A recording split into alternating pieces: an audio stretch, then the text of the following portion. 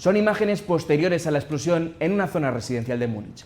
Posteriormente se ha desplegado un gran operativo policial debido a una amenaza de bomba vinculada al Oktoberfest.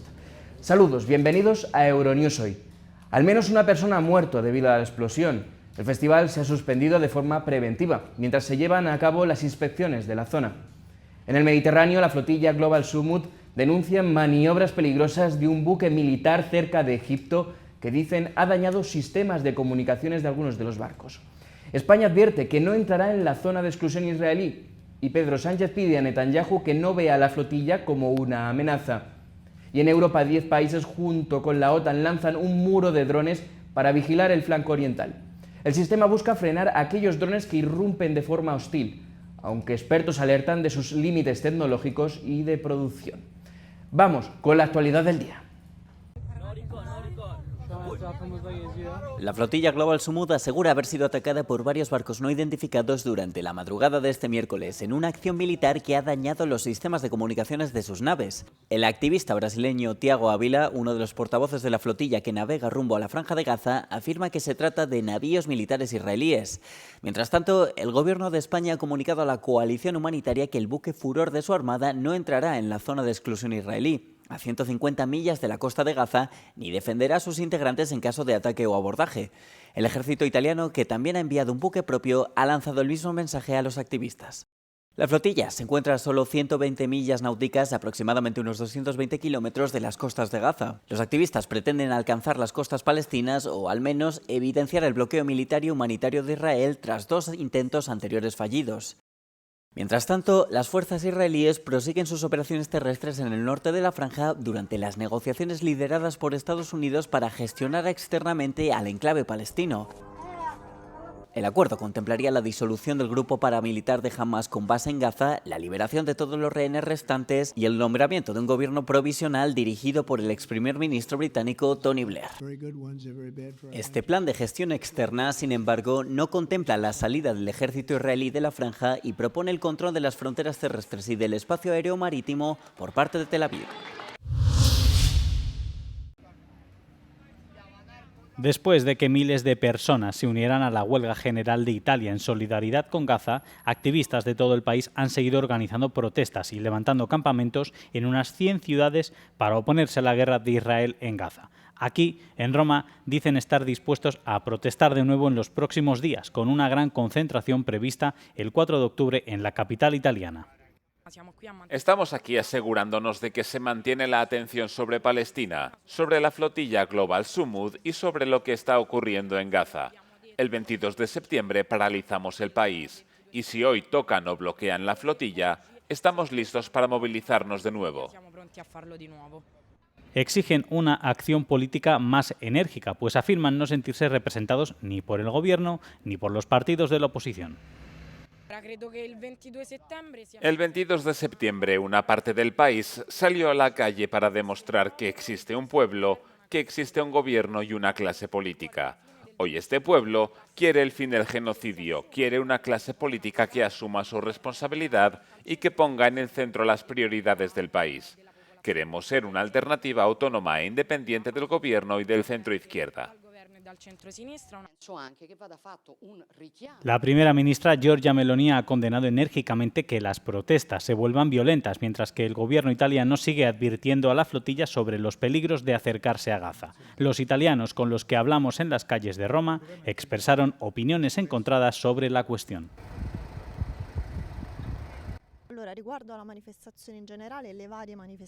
Apoyo las protestas y las manifestaciones. La gente que me rodea también las apoya y creo que pueden influir en la postura del gobierno, al menos para exigir más claridad.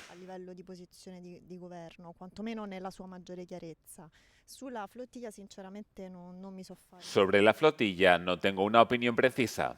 No puedo distinguir entre el alcance práctico de la misión y su papel simbólico.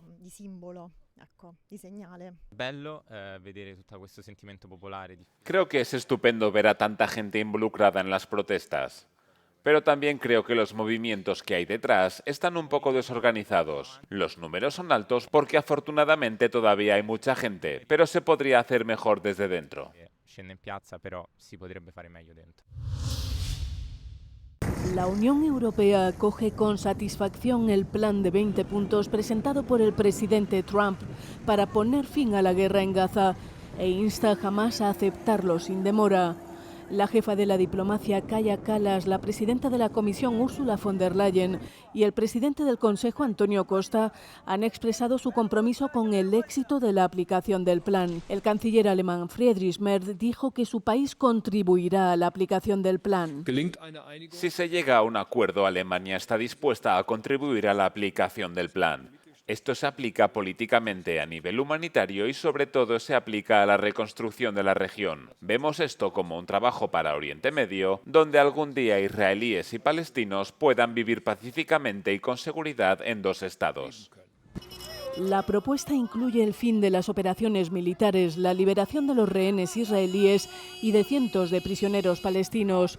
El plan contempla además el desarme de Hamás y la entrega sin trabas de ayuda humanitaria. Todo aquello que sirva para evitar el desplazamiento forzoso de población, para terminar con la hambruna inducida inaceptable, para conseguir la liberación de todos los rehenes y para terminar con esta masacre de inocentes, demasiados muertos ya inocentes, desde luego que es algo que uno tiene que apoyar como hace España. En los últimos días, varios países de la UE han reconocido el Estado de Palestina y Trump dijo que podrían darse las condiciones para una vía hacia la autodeterminación. Sin embargo, el primer ministro Benjamin Netanyahu dijo que se resistiría con fuerza a la perspectiva de un Estado palestino, poniendo en duda que los 20 puntos puedan cumplirse en su totalidad. Una gran operación policial mantiene en vilo a Múnich tras una explosión en un edificio residencial y una amenaza de bomba vinculada al Oktoberfest. La policía cerró el recinto ferial el miércoles por la mañana después de recibir una carta atribuida al presunto autor de la explosión. En el interior del inmueble, que fue incendiado de forma deliberada, se halló al menos una víctima mortal, aunque aún no está claro si se trata del atacante o de otra persona. Otro individuo sigue desaparecido, mientras los equipos especializados trabajan en la zona para neutralizar posibles artefactos explosivos.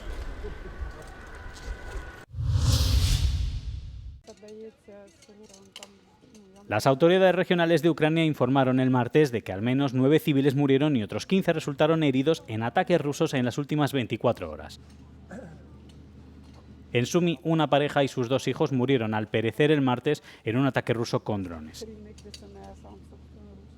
El aparato alcanzó un edificio residencial en la localidad de Chernech-China, en lo que el gobernador de la región calificó de ataque selectivo. Una mujer, su marido y sus 2 hijos murieron allí. Estaba durmiendo profundamente, lo oí volar y empezar a caer en picado. Me tapé con la manta y entonces ocurrió la explosión. Todos los cristales se hicieron añicos. Según los medios de comunicación, una persona de 60 años también murió en otro lugar de Sumi, en la comunidad de Shaligine, y otras 3 en Donetsk. La Fuerza Aérea de Ucrania declaró que 46 de los 65 drones lanzados desde Rusia durante la noche fueron interceptados por sus defensas aéreas. Los ataques rusos diarios contra Ucrania continúan mientras los esfuerzos liderados por Estados Unidos para poner fin a la guerra no han progresado. Ibiza registró el martes un diluvio histórico con más de 200 litros por metro cuadrado en apenas 2 horas. La intensidad provocó calles anegadas, garajes y bajos inundados, además de cortes de carreteras y servicios. La situación obligó a los equipos de emergencia a rescatar a varias personas que quedaron atrapadas en coches, ascensores y aparcamientos. No hay manera de poder salir de aquí de ninguna manera. Ha entrado hasta el ascensor, el primer descansillo, y no se abre la puerta del parking y no podemos sacar ningún vehículo. También hubo desalojos en hoteles y viviendas afectadas por el agua. El temporal generó importantes problemas de movilidad. El aeropuerto sufrió retrasos y desvíos de vuelos, mientras algunas líneas de autobús fueron suspendidas y los accesos al puerto y al centro de la ciudad de Ibiza quedaron cortados. En Mallorca también se registraron más de 80 incidencias por lluvias y tormentas que causaron inundaciones, caídas de árboles y problemas en vías públicas. Además, el aeropuerto de Palma también reportó un número importante de retrasos.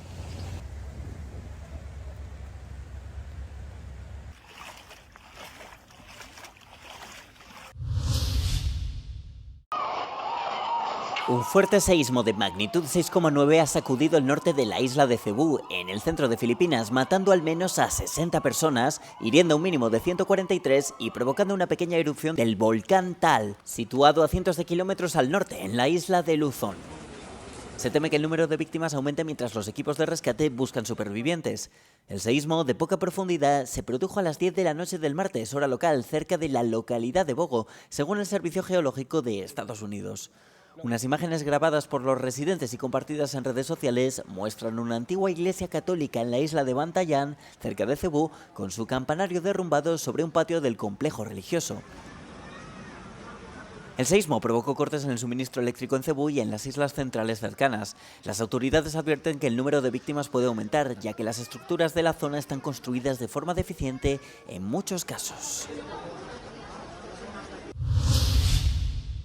El gobierno de Estados Unidos cerró el miércoles a medianoche después de que los legisladores no alcanzaran un acuerdo sobre cómo financiar la administración pública. El martes, los demócratas del Senado rechazaron la última propuesta republicana para prorrogar la financiación federal 7 semanas más. Dado que los republicanos solo cuentan con 54 escaños en el Senado, los demócratas aprovecharon esta circunstancia para presionar en sus objetivos políticos en materia sanitaria.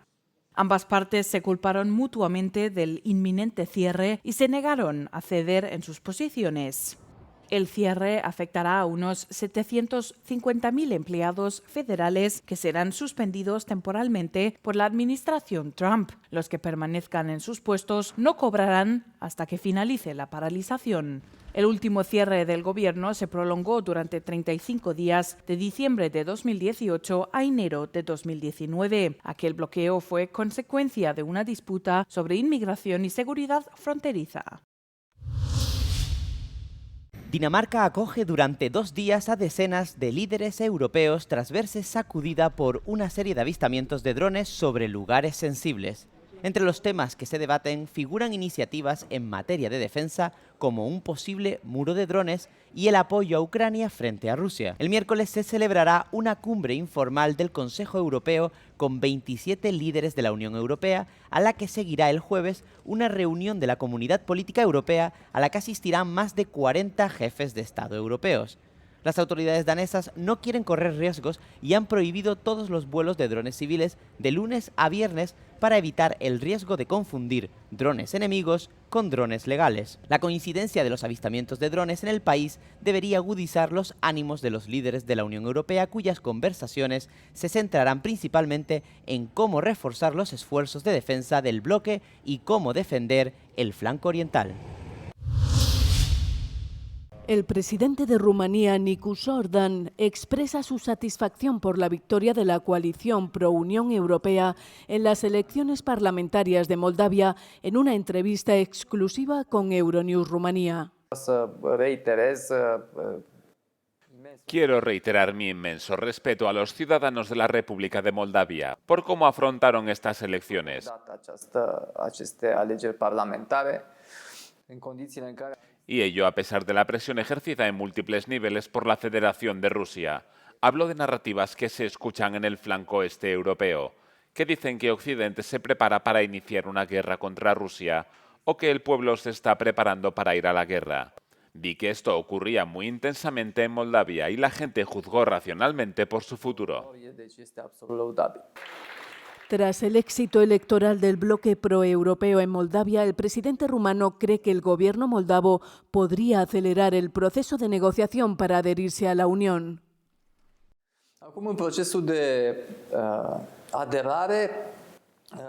Ahora, en cuanto al proceso de adhesión, existe un calendario común para Moldavia y Ucrania. Sabemos que Hungría se opone a la adhesión de Ucrania.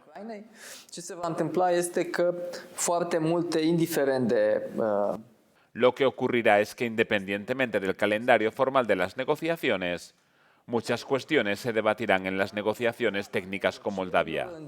Esto sucederá aunque las negociaciones no se inicien oficialmente. Espero que se inicien oficialmente, pero si no es así, tendrán lugar de tal manera que desde el punto de vista estructural y administrativo, Moldavia esté preparada para la adhesión lo antes posible. Por lo tanto, soy muy optimista en cuanto a la adhesión de Moldavia a la Unión Europea. Nicu Sordan también es consciente de los obstáculos estructurales que dificultan una rápida adhesión de Ucrania a la UE. También soy optimista respecto a Ucrania. Allí hay dos problemas en este momento. Está la oposición de Hungría y hay un debate pendiente sobre la agricultura.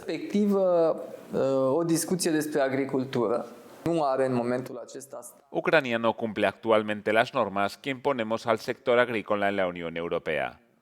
Por ello, las discusiones respecto a la agricultura, Ucrania debería tener un estatus especial para poder seguir realizando exportaciones a los países no europeos, mientras que en todos los demás grupos debería ser tratada como un igual.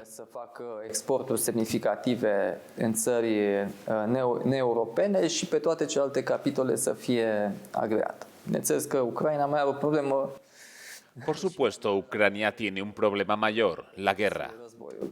Vea la entrevista completa con el presidente Nicu Sordan el jueves en The Europe Conversation.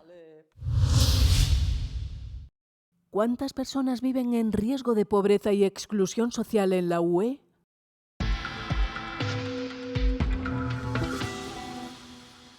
Más de 27 millones de personas viven en riesgo de pobreza y exclusión social en la UE.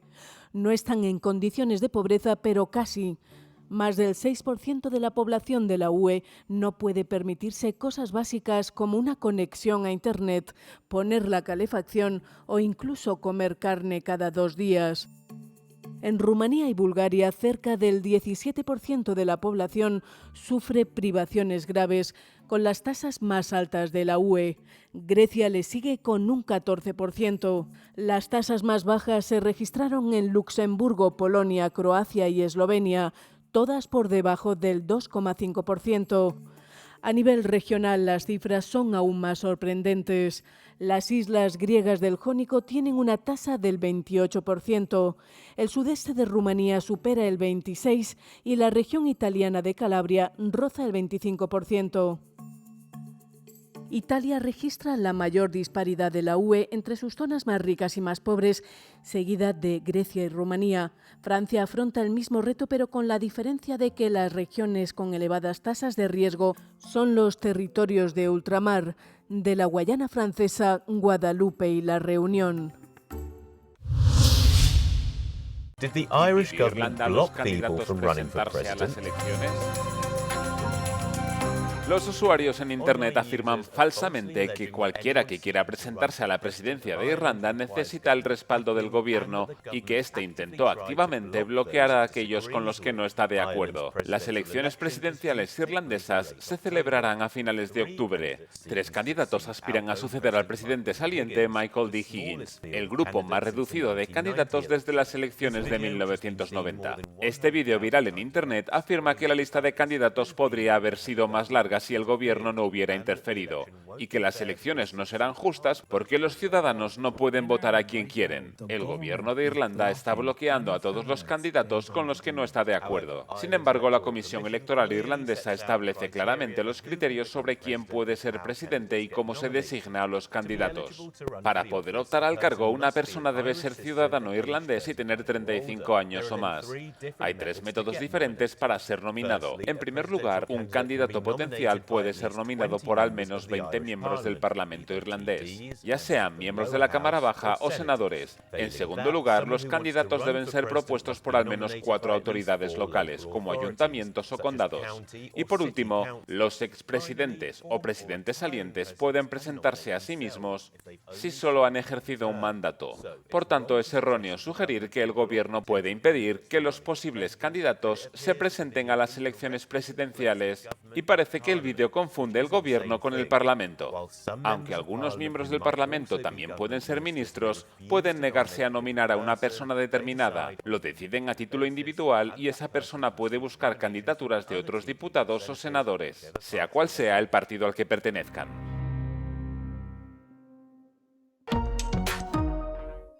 Hasta aquí el informativo de este miércoles. Gracias por seguirnos y por todos los me gusta que nos dejan. Les dejamos con el no comment del día, en el que verán las impresionantes imágenes de cómo un escalador esloveno completa el primer ascenso mundial en alas de un planeador en pleno vuelo. Buenos días, buenas tardes, buenas noches. Euronews, el tiempo.